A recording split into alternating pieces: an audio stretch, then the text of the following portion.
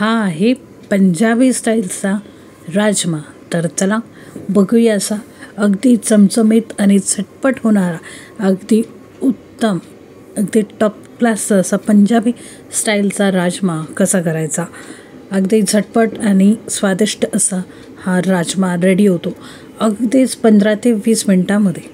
Direct आपण करणार आहोत.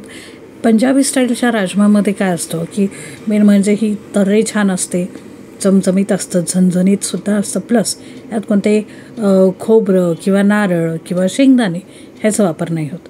नमस्कार, welcome to Preeti special kitchen. आज आपण करणार आहोत पंजाबी स्टाईलचा हा राजमा.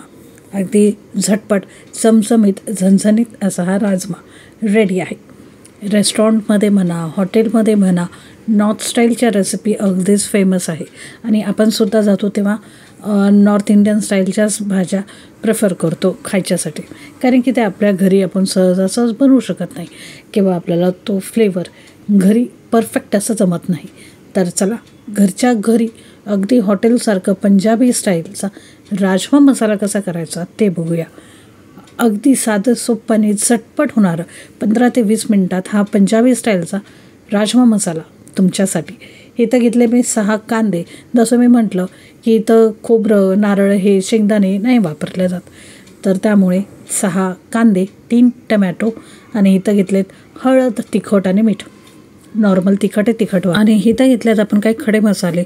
2 तमालपत्र छोटे आहेत म्हणून 2 घेतले.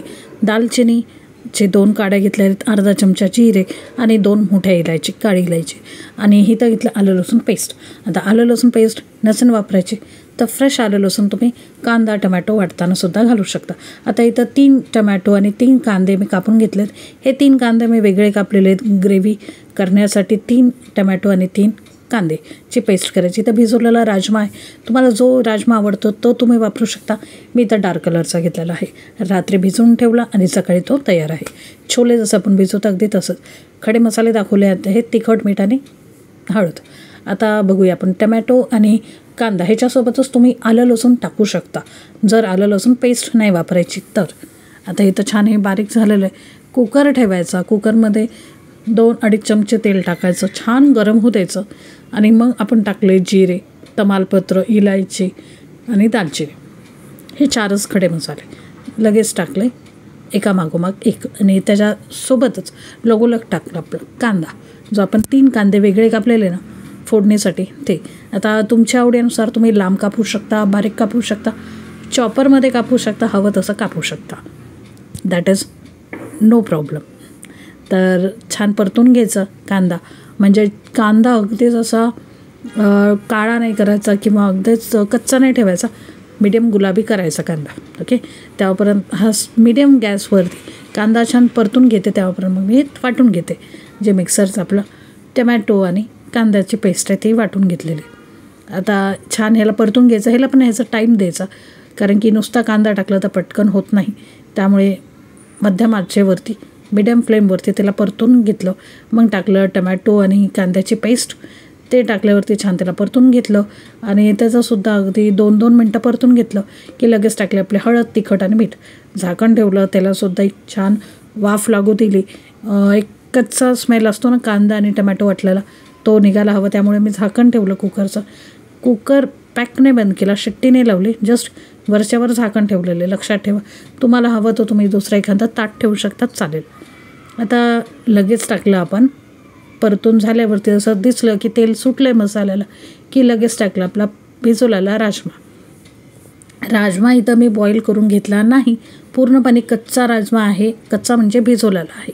पाणी काढून मी तो राजमा टाकला. छान मसाल्यामध्ये सुद्धा याला परतून घेतलं.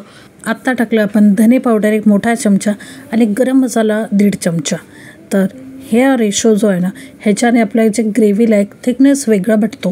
ह्याच्याने आपल्याला शेंगदाण्याचं कूट किंवा खोबरं, नारळ ही टाकायची गरज नाही लागत. धने पावडरने सुद्धा एक थिकनेस येतो. तर झाकण ठेवलं. छान हे मसाले सगळे परतून घेतले. राजमा नुसता टाकलेला आपण आणि मसाल्यामध्ये छान परतून घेतलं. धने पावडर, गरम मसाला हे सगळं टाकलं. असं 1 ते 2-4 मिनटं झाकून ठेवलं आणि छान परतून झाल्यावर ह्याच्यात कडकडतं असं उकळतं पाणी ह्याच्यात टाकायचं. म्हणजे याला एक तवंग तर्री खूप छान येते. हवं तितकं तुम्ही पाणी ॲड करू शकता, कमी जास्त तुमच्या आवडीनुसार. मला हा रस्सा जो आहे थोडासा पातळच आवडतो. तुम्हाला जर थोडासा थिक आवडत असेल तर त्यानुसार तुम्ही कमी जास्त पाणी करू शकता. शिट्ट्या मारणार आहेत त्यामुळे थोडंसं जास्त पाणी टाकलं. 7 शिट्ट्या काढून घेतल्या मीडियम फ्लेमवरती. आणि हे बघा किती भारी झालं आपला रस्सा रेडी. 7 शिट्ट्या झाल्या. कुकर शिट्टी पूर्ण स्वतःहून रिलीज होऊ द्यायची, म्हणजे हवा निघू द्यायची शिट्टीची, मग कुकर उघडायचं. आणि तुम्ही बघू शकता तवंगे किती छान आहे. थिकनेस अगदी परफेक्ट आहे. अगदी ढगळमगळ नाही किंवा अगदी थिक नाही. असं छानपैकी राजमा मसाला रेडी पंजाबी स्टाईल. तुम्ही ह्याला भातासोबत एन्जॉय करा, भाकरीसोबत, भातासोबत, चपातीसोबत, पुरीसोबत, फुलक्यांसोबत, जसंही एन्जॉय करा तुम्हाला आवडेल त्या कॉम्बिनेशनसोबत. पण अगदी भारी असा पंजाबी स्टाईलचा राजमा मसाला रेडी आहे. तर चला, झटपट आणि पटकन झाला आपला राजमा मसाला. आणि अगदीच कमी साहित्यामध्ये तुम्ही बघितलं. जस्ट याच्यामध्ये आपण कांदे आणि टमॅटोचा बेस घेतलेला आहे ग्रेव्हीसाठी, आणि धने पावडर आणि गरम मसाला जो सहज आपल्या घरात उपलब्ध असतो. तर आवडली असेल ही झटपट होणारी रेसिपी तर नक्कीच आपल्या चॅनलला लाईक, शेअर, सबस्क्राईब करा. आणि ही रेसिपी मस्ट ट्राय आहे, नक्की ट्राय करा. व्हिडिओ शेवटपर्यंत बघण्यासाठी खूप खूप धन्यवाद.